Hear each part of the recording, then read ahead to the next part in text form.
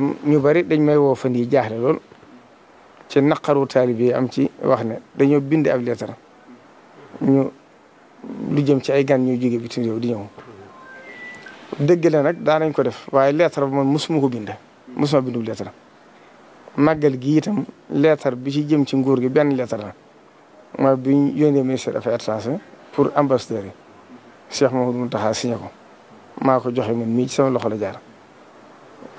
amul beneen lettre nag boo xam ne bind nañ ko xaw ma nag ña ko bind fu mu jugee ñu wax ja demee loolu des na ma leer waaye nañ xam ne sakkuwuñ ko buñ ko sakkoon rek xam naa ñu def ko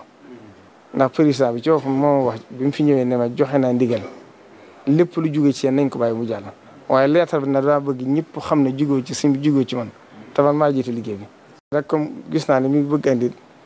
ñu bari indi tension ci biir waaye ma xamal leen amut. te xam naa buñ ko bindoon itam ndax moom ba mu fi ñëwee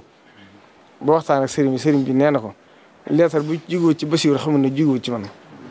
loolu moom kon xam na ko kon bu ma bindoon lettre day ko def waaye ñun binduñ lettre kon loolu moom na leer àdduna sépp ñu xam ko.